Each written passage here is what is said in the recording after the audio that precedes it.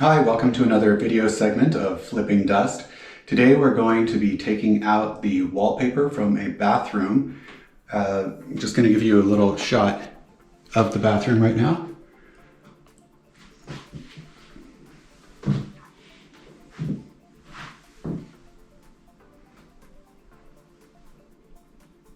You can see I already took the wall heater out from this bathroom. I'm going to take out the floor molding.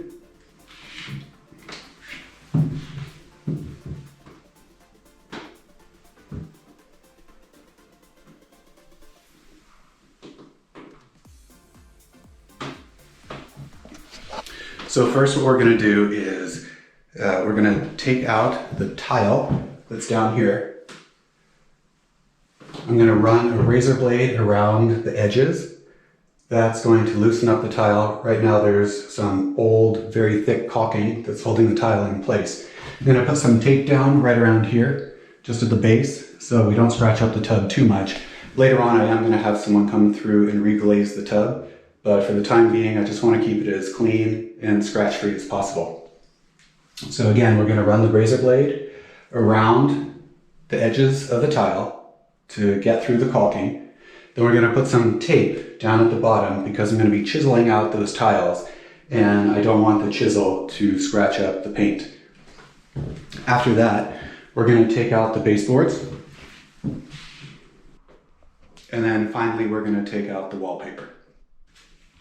So here's the utility knife that I'm going to be using.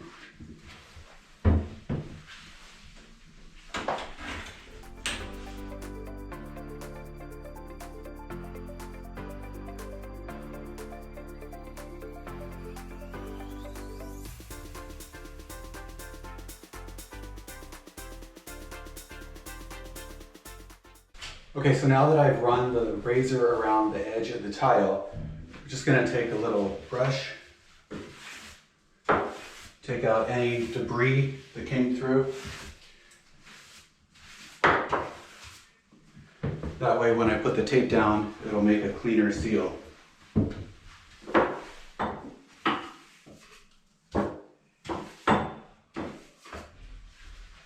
Now at this point, some people would put a liner in the bathtub in case when they chisel off these tiles, they fall in and scratch it. I'm not going to be doing that today.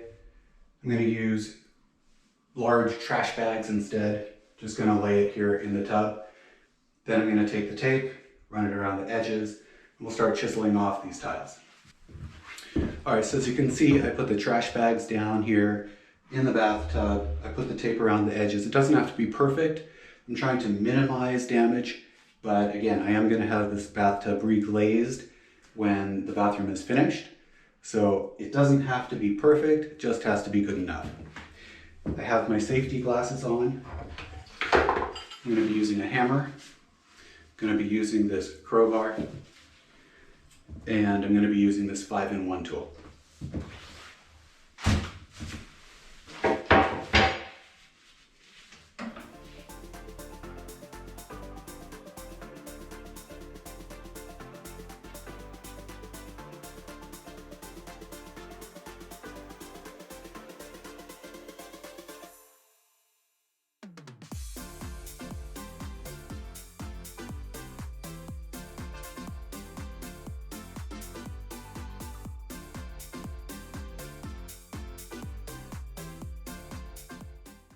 So as you can see here in the construction, these were plaster walls and they put the wire mesh against the wall. Then they used their cement compound.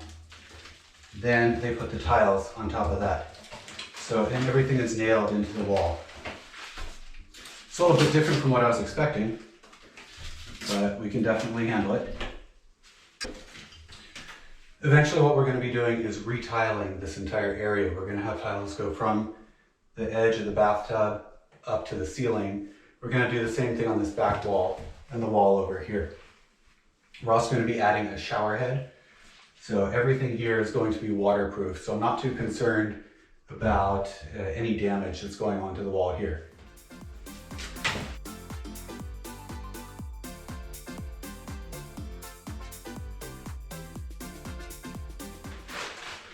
Okay, now that we've loosened it up, we're going to be able to pull the tile off of the wall.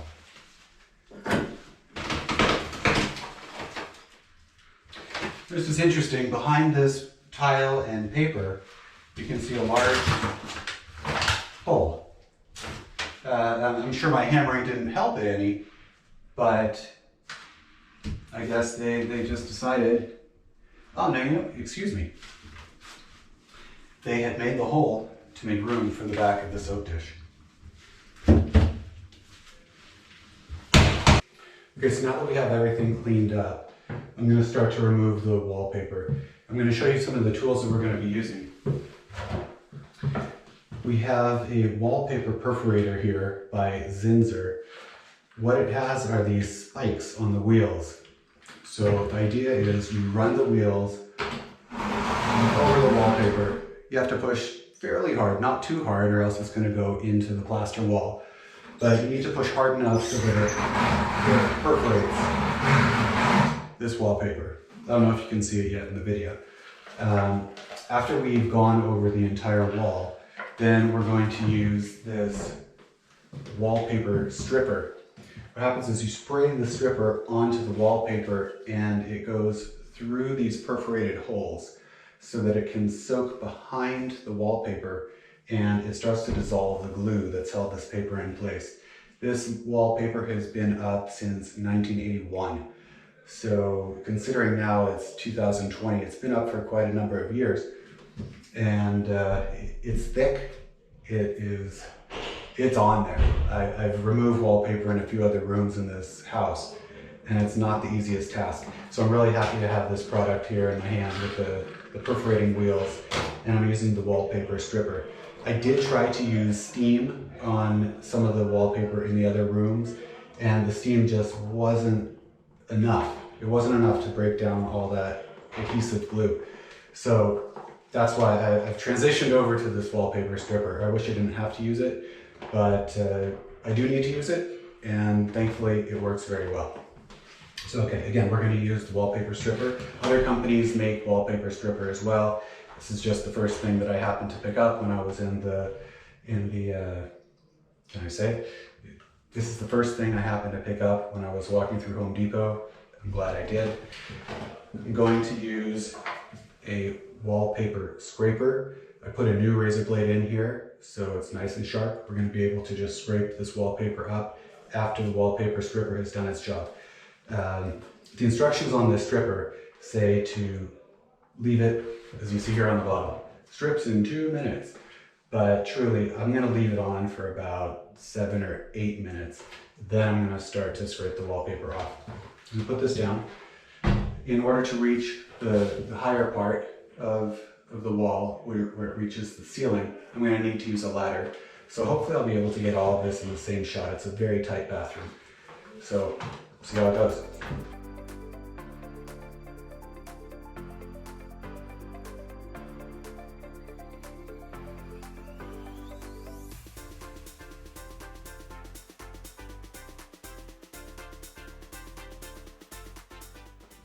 Eventually we're going to be taking out this metal back plate. This is the area where the wall heater was. I should mention that when I had the recessed lights installed in this house, I had the electrician pull out the wires from the heater, and they've all been disconnected, so everything is up to code. Okay, now because we are spraying the entire wall, I'm going to start from the top and work my way down. That way, when I'm spraying, there's going to be a tendency for that wallpaper stripper to drip down the wall. So rather start at the top and let the drips work for me, instead of working at the bottom, cleaning up the wall, and then having drips from the top impact or saturate further the plaster on the wall beneath. So what we want to do is give this wall a really good soak.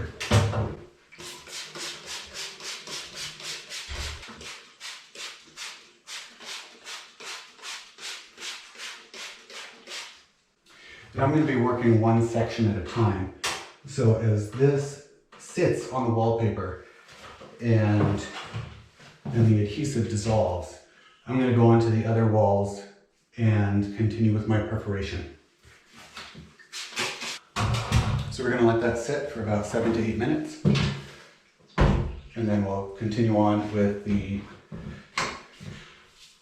scraper. Okay, so now we're going to do a little test. We're going to see if the wallpaper is ready to come off.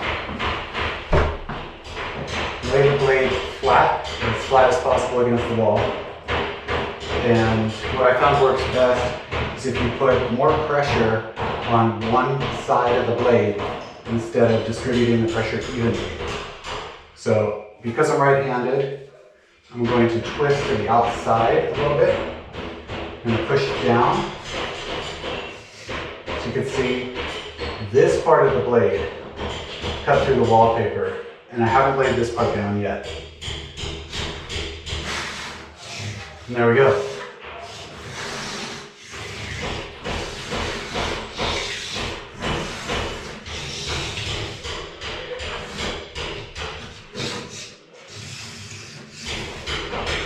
So because we can tell that this is ready, I'm going to continue spraying down the wall so that when I'm finished with this area, this lower section is going to be ready to go.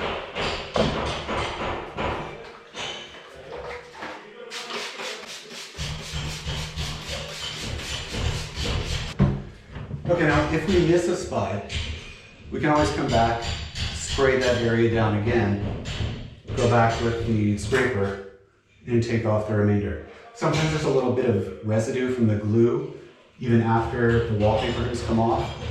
So what I found works great is when the wallpaper is off, use the wallpaper remover and then take a rag and kind of wipe it down. If that doesn't work, you can use the scraper again.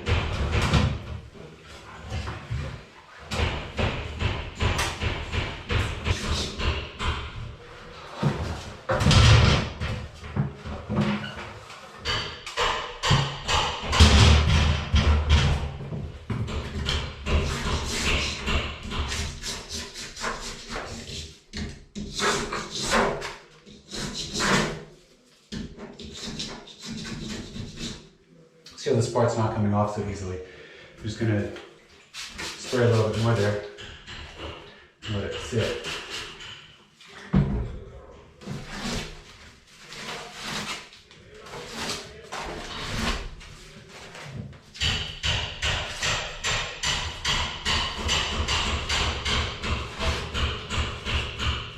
Something else I'm noticing is the wallpaper is coming off of this wall much easier than it did in one of the bedrooms. I'm guessing the reason is because bathrooms typically use, or people usually apply paint in bathrooms that has either an eggshell or a higher sheen to it, so things don't stick to the walls as easily.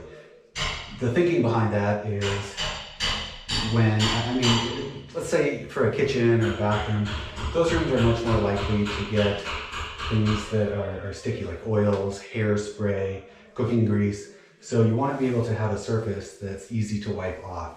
So that's why an eggshell, a semi-gloss, or a gloss paint is great for kitchens and bathrooms. You can see just by spraying that area, letting it sit for a couple seconds, you really loosen things up, and that wallpaper came right off.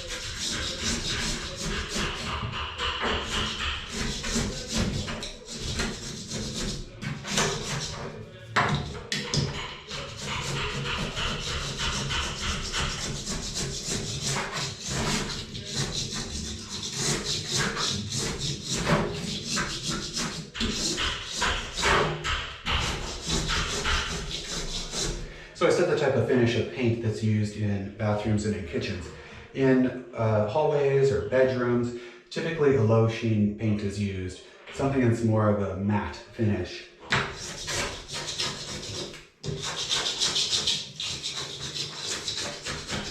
One of the reasons I like a matte finish in a bedroom is because it should be a place where you can relax, and you don't want a bunch of light glare bouncing off of your bedroom walls.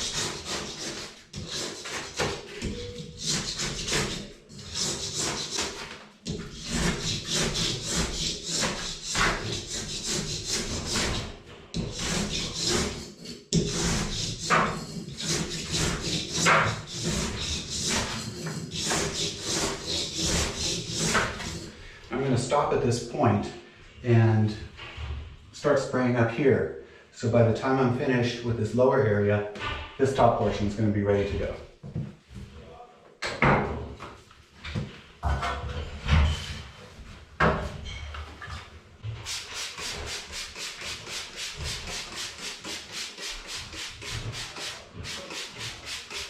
What I'm doing is I'm working in sections.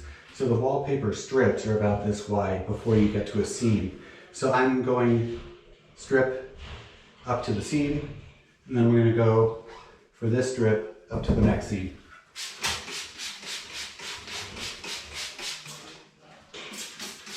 I should also say, many times when you're stripping off wallpaper, you're taking the wallpaper off of walls, you're just going to paint them, but you're going to leave the floors there. So if that's the case, you want to put a protective barrier, a drop cloth, something on the floor, so that the wallpaper stripper doesn't ruin the finish on your floor. Or if you have carpet, of course you don't want the wallpaper stripper going onto your carpet. Right now, I'm working on walls in the bathroom, and there's old linoleum down. We're going to be replacing this flooring, so that's why I haven't put a protective barrier down.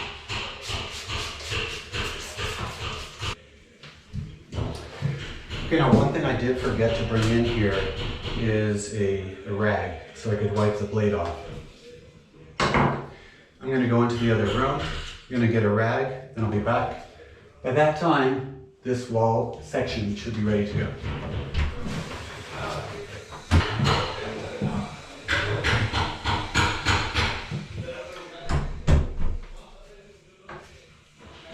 Okay, so now I'm going to wipe off the blade. In the background, you might be able to hear a lot of banging, hammering going on.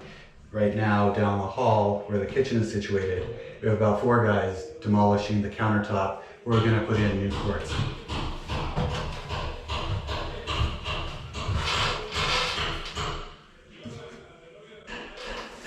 Again, I'm putting more pressure on one side of the blade than the other.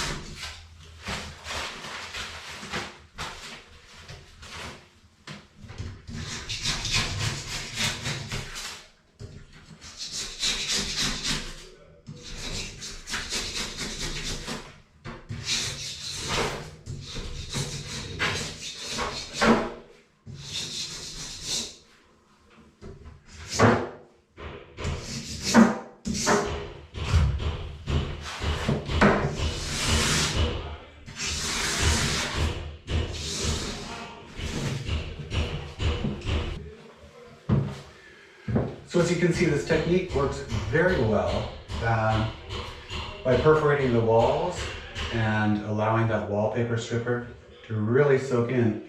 It makes the process easy. It's a great sense of satisfaction being able to take down wallpaper and use some nice paint to make this place look good.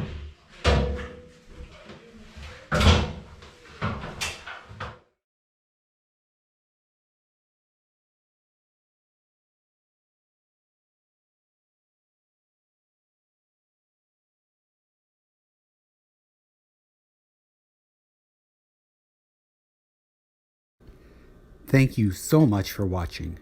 Please click subscribe and like to learn flipping tips and, of course, to see how the projects turn out.